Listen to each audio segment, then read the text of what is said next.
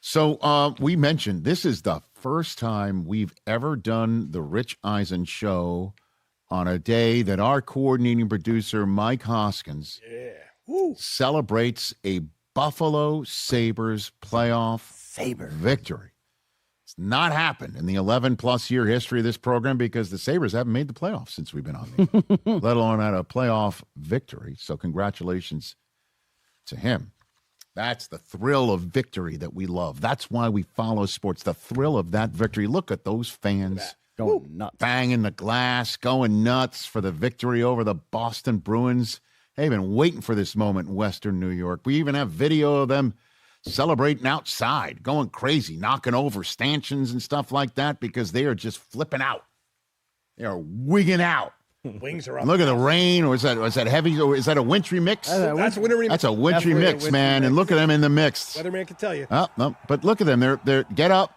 Come on now. Be careful. Wow. And look at them lifting it up. Yeah, the sweet people of Western New York. They're not going crazy. No. They're close to Canada. Where they're unable to handle their business. You know where Tim Hortons is. Josh Allen showing up in a sweater and a hat. Woo. A sweater, a Buffalo Sabres sweater. Why not? They are living it up. Awesome. Good for them. They have been waiting for this moment. All one connection. This is why we love sports. And so congratulations to Mike Hoskins to be able to be thrilled at that victory. Yeah. On the other side, this is the first time we've done a Rich Eisen show where the New York Metropolitans have lost 11 straight Major League Baseball games. And that's a shame. The headline of the New York Post, did you see it? No. It says 11 in hell. Devin blows it as Mets skid keeps growing. They had a 1-0 lead in the ninth inning in Wrigley Field, and their Yankee they just had to have to keep amassing collections of Yankees in a single white female type way.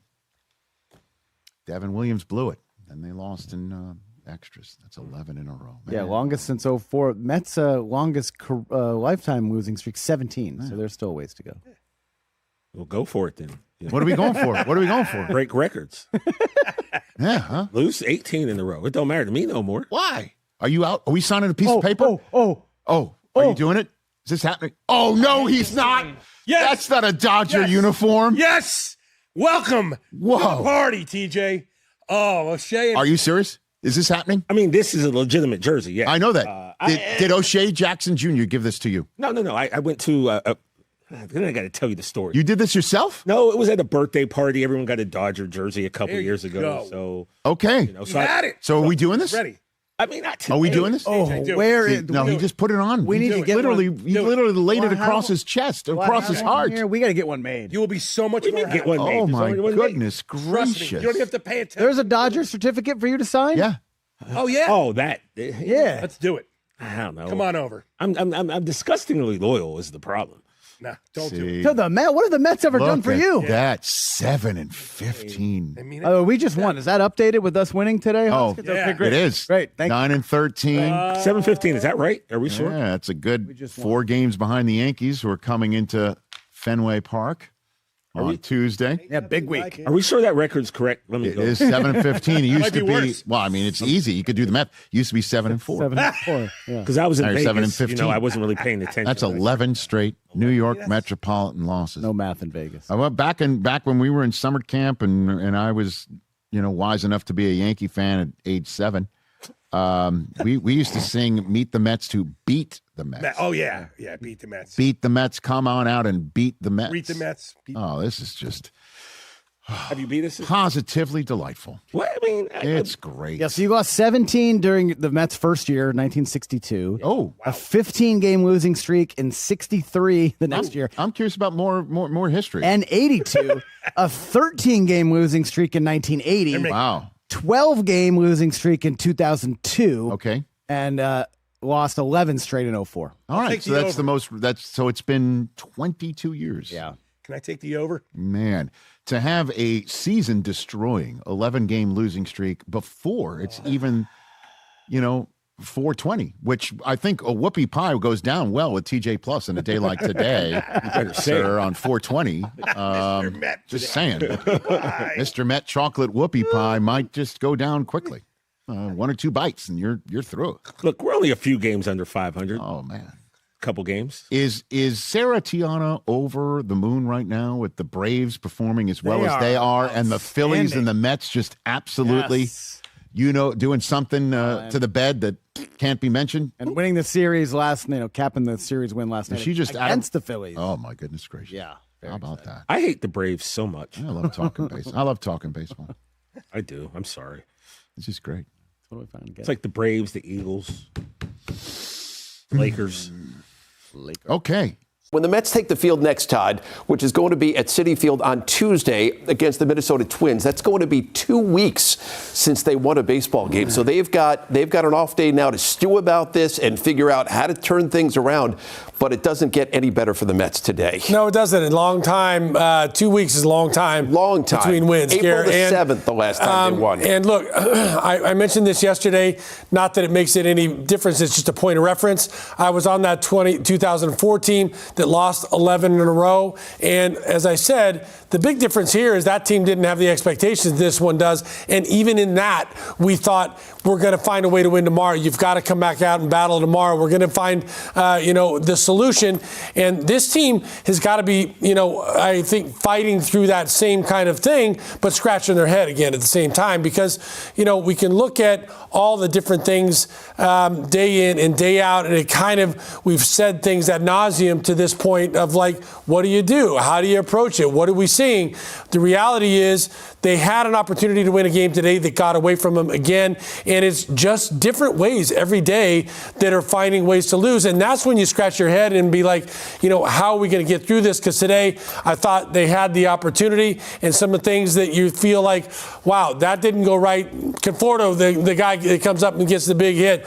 You've got Kimbrel getting the strikeout, but then a wild pitch with Terrence, who's the best catcher in baseball, behind him getting the runner to third. You pitch to Nico Horner when maybe instead you set up a double play ball there, and all he has to do is hit a fly ball. He's the toughest guy to strike out in baseball, and you still get the sac fly to win it. That's not to mention a lot of the other things that went on during the game that didn't enable you to add on and build on the lead. You're kind of feeling like you're on a life raft and you're slipping away and you're going down, and you've got to find a way to get on the boat and feel confident that you're sitting in the sun and going somewhere. Right now, it feels like they're just kind of slipping on the edge of the life raft. Well, during our cut in there during the 8th inning, I said they had 3 hits at that point, and how were they going to get to the finish line? I think that was one of the big questions, and they couldn't get to the finish line. And you mentioned they had chances to extend that lead. It was 1-0. Let's go to the 6th inning here, because they got a leadoff double from Terrence, and they couldn't get him. They didn't even have a chance of getting him in right there. Right. Well, the reality is when you have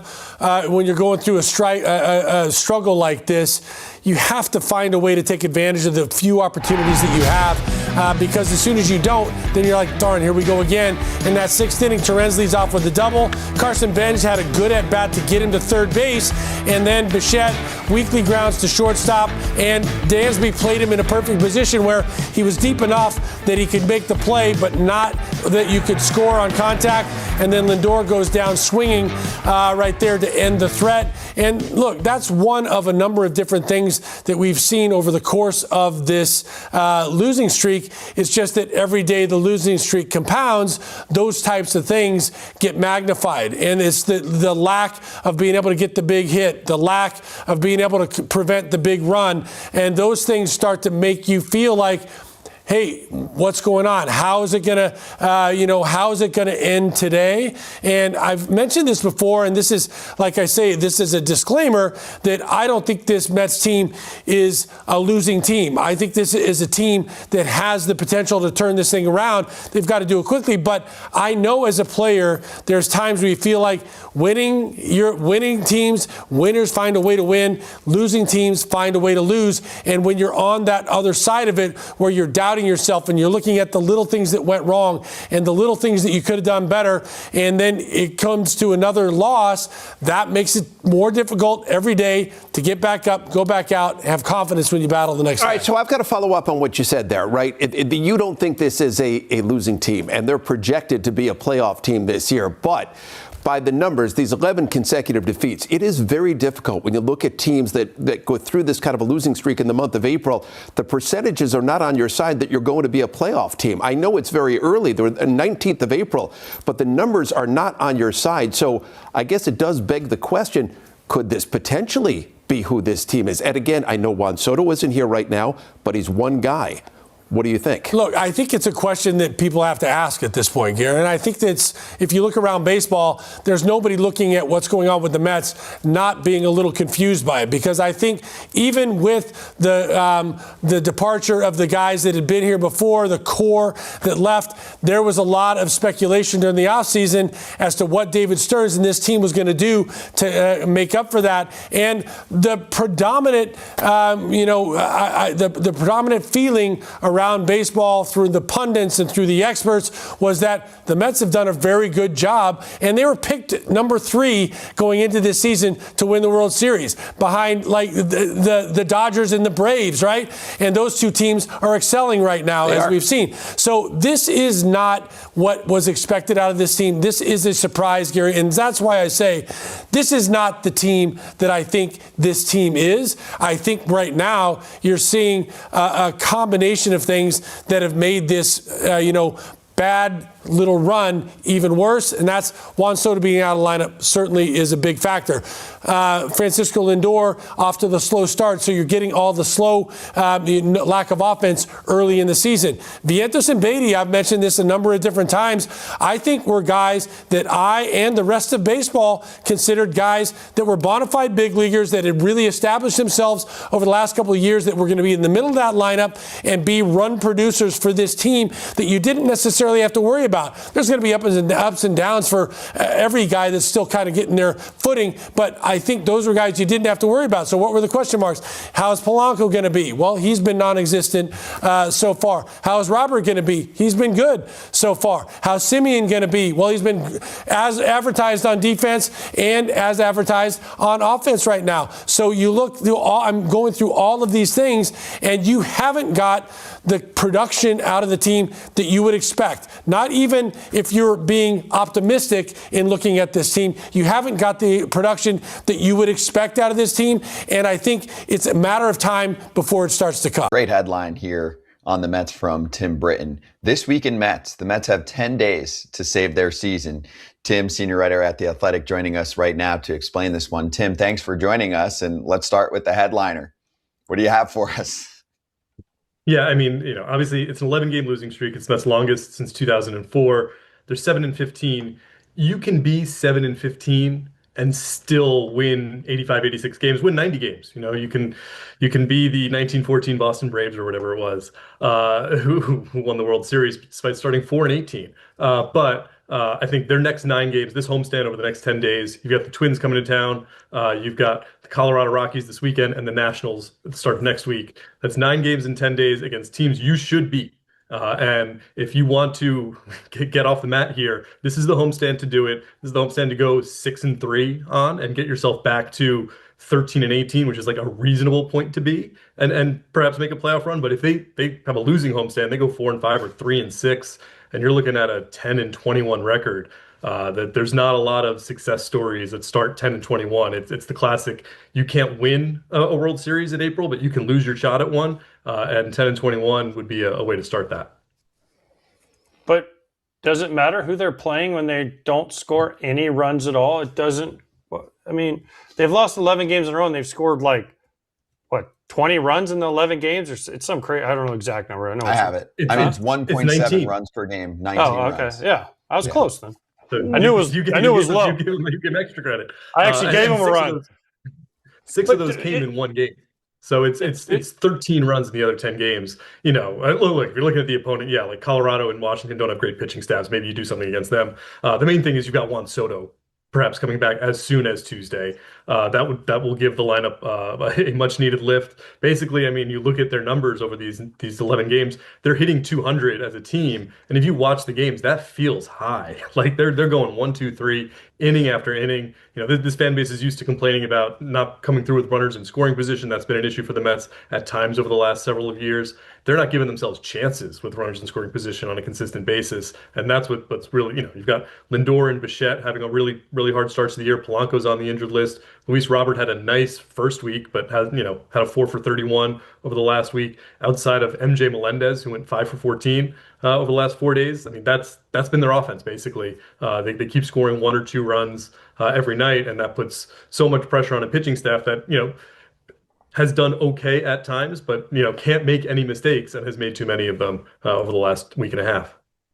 Does it look like a lack of continuity in the lineup, or does it look like a lack of ability in the lineup? Because continuity can be these guys haven't all played together, so they don't know how teams are pitching them. But it could also be the fact that Bo Bichette is playing a new position. Jorge Polanco he's dealing with things, but is he a second baseman? First base? No, he's not. Is he? Vientos is now playing consistent. Like, there's a lot going on there. The continuity, is it the continuity or is it the ability? I mean, I think there was a lot of change thrown at a lot of guys on this team in one offseason. You've got an entirely new, like you said, Bichette, Polanco, Vientos, Brett Beatty, Carson Bench. They're all learning positions that they didn't necessarily play a lot of last year. And Benj is learning the major leagues. They're learning how the lineup works differently. Like, I talked to Bichette in spring training about the comfort of hitting behind Vladimir Guerrero Jr. for so many years and knowing, okay, I'm going to watch how they attack Vladdy, and I'm going to get a read on how they attack me. Hitting behind Soto or Lindor, who are often from the other side of the plate, gives him a different impression of what that first at bat is going to be like. And then you throw in that they're playing in this market after a really disappointing 2025 season. There's a lot of pressure on them because of the guys they're replacing in the lineup, and you get off to this kind of start, it can snowball fast on you, where there's a lot of questions about whether these were the right moves coming in. There's a lot of questions about the manager's job security, and whether this all fits together and whether it can fit together over the remaining 140 games of this baseball season. Okay, Tim. Why not just put Bo at second, Beatty at third, and just go back to the way they had it, keep Lindor? And why are we trying all these other tricks? Why can't we just put them back where they originally were playing at one time? Well, I think because they've got Semien at second base, and the reason they wanted to bring him in was to have better up the middle defense. And, that was David Stern's big thing, was run prevention coming off of last year. The idea that, okay, Lindor should have a better defensive season at shortstop than he did last year. That hasn't panned out yet. Semien should solidify second base, which has worked okay defensively, but he hasn't hit. Robert in center field would be better than what they had last year as an all-around player, but can't play every day to the same extent as some other guys. Bichette hasn't been bad at third base. Like, their defense has had some bad moments. It's not been a strength for sure, but it's not been as bad as it was last year. But certainly it seems like in some guys' cases, you mentioned Beatty, it feels like what they're going through defensively might carry over to what's going on in the box, and then vice versa. So it's just been a lot of uncertainty for a lot of guys on this roster. What have you seen from Semien since he's been over? What have you seen? I mean, run prevention. If you create a defense as run prevention, well, they're preventing runs in their own offensive side right now. But what have you seen from Semien since he's been over here that doesn't seem like it's working? Or, hey, you know what? We'll just wait and see. It feels a little bit like a continuation of last year for him, that is chasing a little bit more, isn't controlling the strike zone quite to the extent that we're used to during his best years. That was the concern when they acquired him. It was basically to get out from the last 5 years of Brandon Nimmo's contract, and you understand you're taking on the last 3 years of Semien's at a higher rate. You think he might be a better fit because of where he plays defensively, but the bat was probably not going to play to the extent that Nimmo's had over the last couple of years. I mean, this is had a downturn in 24, had a bigger one in 25, and is at in his mid-30s. This is what happens to guys at that age. And so, outside of I think a really strong series in San Francisco, that really strong series for the entire offense in San Francisco right before this losing streak, Semien, that's looked a little bit slow, hasn't been able to control the strike zone, like I said, the way we're used to seeing him when he's at his best. And so that's why he's been in kind of the bottom half of the order, not one of those candidates to come up and try to help out a top half that's also flagging. I just listen, we all love Marcus Semien here, but if it's not happening, then we need to try to do something different. I just don't know what you can do different. If they're not willing, and the run prevention thing I get, but also I've seen mistakes made on defense from Bo because he's out of position, right? Vientos, Beatty, they're out of position. Everyone's out of position except for Lindor. and yes, and Simeon. But what it seems like, listen, you want Simeon's bat in there, then let him DH. I don't know. It just seems like there's other ways to go about it. But the way this team's built and the way, I don't want to say the way the ego is on this team, because that's not really the case with the players. Players will play wherever you tell them to play, right? But there's something that it seems like there could be an easy fix, but you're going to have to hurt someone's feelings, and then you have to choose whose feelings to hurt almost. Can I add too, Tim, before you answer? They made an awful trade. Brandon Nimmo looks good. They could use a Nimmo right now. Like, I know our guys are McNeil's swinging it pretty this. good too. McNeil's not doing bad. He is, either. and I'm just going to be blunt. I mean, I know it's too early to kind of do all of this, but there is one guy who's had bad metrics last year going into this year. He's towards the bottom in bat speed and exit velocity, literally down the line. I know others aren't hitting too, but I'm watching most games and I'm just like, everyone's out of position for this one trade they made that looks awful. Yeah, I think they knew when they made that trade that it was not one that was going to make the 2026 roster better. It was about 2029, 2030, the last couple of years of Nimmo's contract. They thought they were in a bad spot with Soto locked up long-term in a corner outfield spot. They didn't want the other corner outfield spot locked up long-term. They weren't sure they would be able to unload Nimmo. They figured this might be their last opportunity to do so and get something back of value. And they thought Semien fit. Look, it looks terrible right now because of the way that Nimmo's performed. I know a guy who hated hitting in Citi Field in April and May. He finally gets out of that ballpark and gets off to the kind of start he's long wanted to get off to with the Rangers. And Semien does not look like he's reversed kind of the trend line that we've seen the last couple of years. And they thought that their offense would be enough to withstand that. That, if Soto's healthy, if Lindor has the kind of year you expect, if Bichette is the kind of player you expect, like Bichette offensively is enough to mitigate the defensive, fitting a round peg into a square hole that signing him made it out to be. But that just hasn't been the case so far, that the offense has underperformed so much across the board that they just haven't been able to do anything. All right, Tim, I don't want to just kill Marcus Semien because I like Marcus a lot. He's had a great career. So I feel like we're kind of piling on, and I don't want that to be the case at all. So let's move on to another problem. Francisco Lindor has 1 homer and 1 RBI on the season. We're 22 games in. What, 22? So it is 22 or 23, whatever it is. They're 7 and 15, so 22 for them. Okay, yep. 22 games in. What's going on with him? Defensive lapses, not hitting. People are saying he's uninterested. I'm going to throw something crazy out there. Is there a chance he gets moved? I would be surprised by that at this point in the season. I think you're getting to the, what do we have to do to solve this part of the season already? Usually we talk about this, like you guys were talking about, mid-May is kind of the time you start to think about maybe doing something a little bit differently. The Mets have gotten there quicker. With Lindor, I think, you mentioned it, deeper than the offensive issues, which we've seen most years. Last year was the one year in New York you got off to a really good start. And this year, the offensive issues, you can trace them back to the fact that he had hamate surgery right at the start of spring training, didn't get that many at-bats in spring. That's probably played into some of the miscommunications he's had with Semien on the infield. They didn't play together very much in spring training. You could understand if you had told me at the start of the season, 20 games in, Francisco Lindor is going to be off to a cold offensive start. Okay, I get that. It's been the issues on the field defensively, forgetting the number of outs there were in the first inning in St. Louis. That's the last guy on the field I would have expected that to happen to. Some of the other issues of not charging a ball that he should have charged, laying back on it, trying to get a ball that's on the other side of second base. It adds up to a weird look for him. You don't know what's going on in someone's life that leads them to have kind of these mental lapses on the field, especially someone who you expect to be on top of the ball the way Lindor is. But it's just been another major part of the story of what's going on with this team that we don't quite understand yet. Is David Stearns more at fault for this because of what we've talked about for the first 10 minutes here? The construction of this lineup, the run prevention, they're preventing, them scoring their own runs, let alone the other team run prevention, not working out so far this year? Or is it Carlos Mendoza? Because I choose to believe it's more in the construction and less on the environment.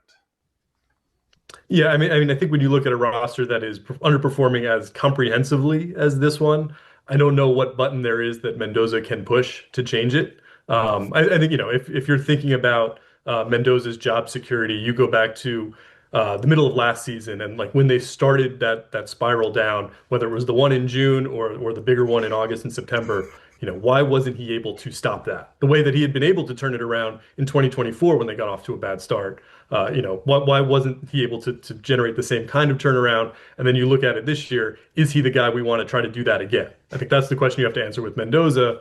With Stearns, who I don't think his job is in jeopardy. Steve Cohen waited several years to hire him, so I don't think he'd let him go in year 3.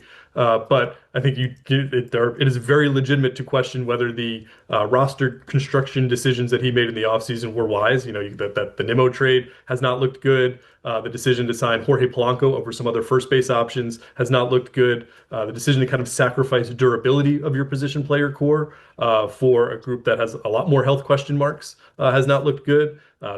Signing Bichette to play third base, a position that not everyone believed he could play in the major leagues, hasn't worked out to this point. So yeah, I think some years the GM has kind of the perfect offseason, and some years you're taking an O for 22 games into the season, and that's what it looks like for Stearns and Mets right now. With over 35 million downloads, what is the #1 rated ticketing app, Todd Father? It's simple, man. SeatGeek, as we know, man, they have a lot of things that helps you out along the way. They have green dots meaning good and red dots meaning bad, and it's on a scale of 1 to 10 showing you, Scott, how good the seats are. And sometimes you want to sit in the nosebleeds, or sometimes you want to sit in really good seats.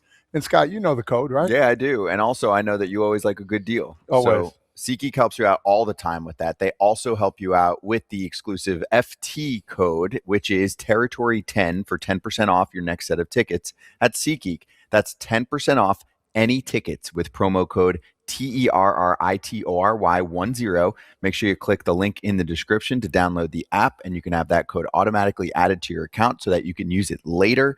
There are regular season MLB games going on right now. There are hot tickets across the country, so make sure you go to SeatGeek. They will take care of you.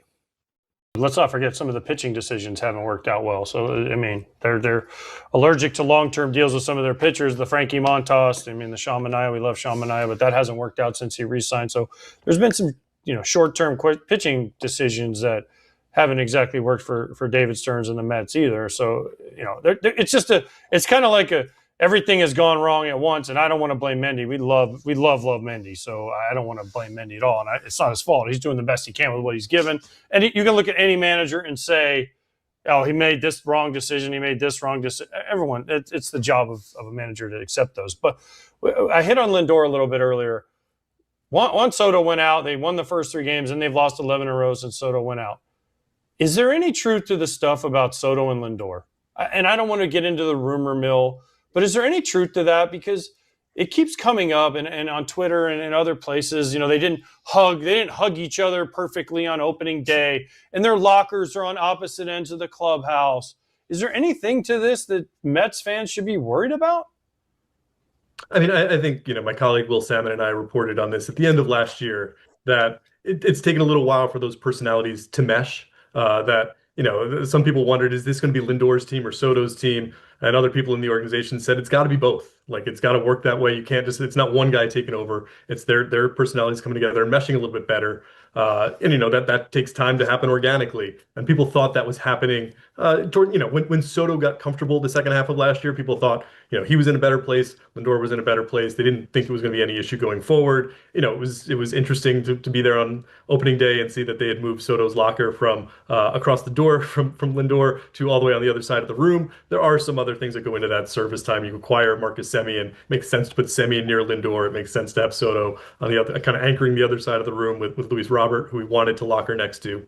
But that certainly feeds into that narrative. And look, the way to change that is to play better, is for Soto to come back, for Lindor to start hitting, for other guys in this lineup to start hitting, for them to take advantage of a really weak schedule over these next certainly 9 games at home, and then they go to Anaheim, Denver, and Arizona. That's a road trip where you can also do some things to get yourself back in the picture. But that, until they start doing that, you're going to hear daily questions about the relationship between Soto and Lindor, what's going on in Lindor's head, Mendoza's job status. Why did David Stearns do all this in the offseason? Like, it's just going to be a cloud of that until they actually start playing, start win a baseball game, and then go from there. Tim, how close to Citi Field do you live? Not that close. It is about. Okay. I'm in Central Jersey, so it's a little ways. But if you open your door, do you think you could hear them booing already for the first game? Because how brutal of a time is it to come back to a city that expects this team to be better? And do you see if it's a 1-2-3 bottom of the first inning in their first game, do we hear the boo birds, or is it going to be even when they announce the first batter in the lineup? Oh yeah, a 1-2-3 bottom of the first is the absolute latest we'll hear them on Tuesday night. We'll see what I'm intrigued by. First what the crowd looks like. How many people are there for first pitch Tuesday against Minnesota, and then what the reaction is. I think that is something. As much as players hear about it when they sign with the Mets and they come to a place like New York, it takes some getting used to that. You have a bad homestand to start the season. You're going to get a boo. You're like Juan Soto last year, where your overall numbers are fine, but you're not doing your best with runners in scoring position. They're going to boo you. Mike Piazza got booed under the same scenario when he first got to the team. Like, it's kind of the rite of passage for anyone here that they're going to get booed that first month, regardless of how they play almost. And so when they get off to this kind of start, when they look this bad for this long, we'll see what the fan reaction is this week, and why this week really does feel like kind of a point of no return for them. If they don't play better in these next 9 games, I don't know that there's a way out. Tim, before you let you go, who's better? Who's in a better position right now, the Mets or the Phillies? It's been funny to read Matt Gelb and see everything going on with Philadelphia and be like, oh, I had no idea. Like, I hadn't paid enough attention to that. I think neither's in great position. But I think you'd probably still take the Phillies, that they have kind of a track record of doing it there. In a way that the guys on this Mets team, they don't have a track record of doing it together. They don't have a track record of doing it together in New York yet. Whereas those guys in Philly have done it. I know a lot of them are on the wrong side of 30, but I'd still take them. And they've got Zach Wheeler coming back. They've got a pitching staff that is a real strength. So I'd probably take their spot in the game and a half in the standings that they have on the Mets over New York right now. And remember, a couple years ago, the Mets started 22-23, and then they ended up in the NLCS. I'm not saying that's going to happen, but they've been in an even worse position in terms of games under 500 before. Well, that's one game under. 22-33. Sorry, I said 23. No, I'm like, wait a second. You said 23. You said 23. That's not bad. A lot of teams have done that. 33. I mixed up my numbers. They also had good starting pitching, so there's that. What, 2 years ago? Well, first of all, Freddie Peralta and Nolan McLean are awesome. They're both very good. I know Freddie hasn't been perfect. But you have to. This goes back to what we said about the Phillies. You have to score runs, Tim. Thank you. So here's the thing in baseball. Here's the thing in baseball, Tim, and I'm sure you've been told this before. If you score more runs than the other team, you always win the game. So you can run prevent all you want, but if you don't actually score more, then you can't ever win, because that means the other team has scored more. I was an English major. I don't go for that math stuff. That's the Braves.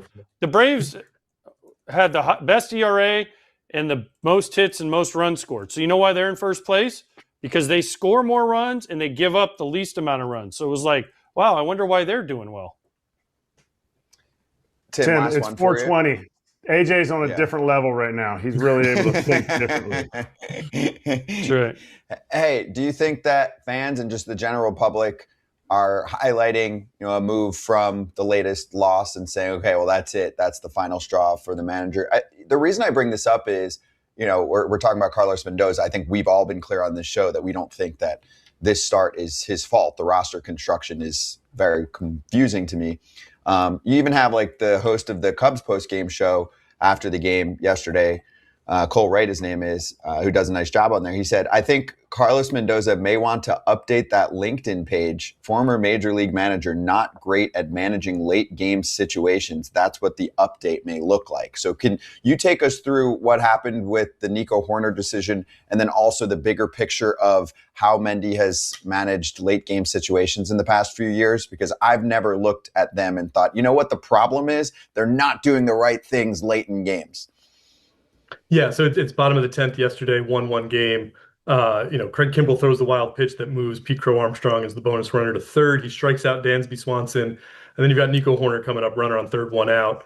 Hoerner obviously is off to a fantastic start for the Cubs, had a good series to that point against the Mets, and they elected not, you could have walked him there and faced Michael Busch, who's off to a slow start. You could have walked Hoerner and Busch and brought up Alex Bregman with the pitcher spot behind him and probably get Miguel Amaya pinch hitting. There's a couple different ways to go about it.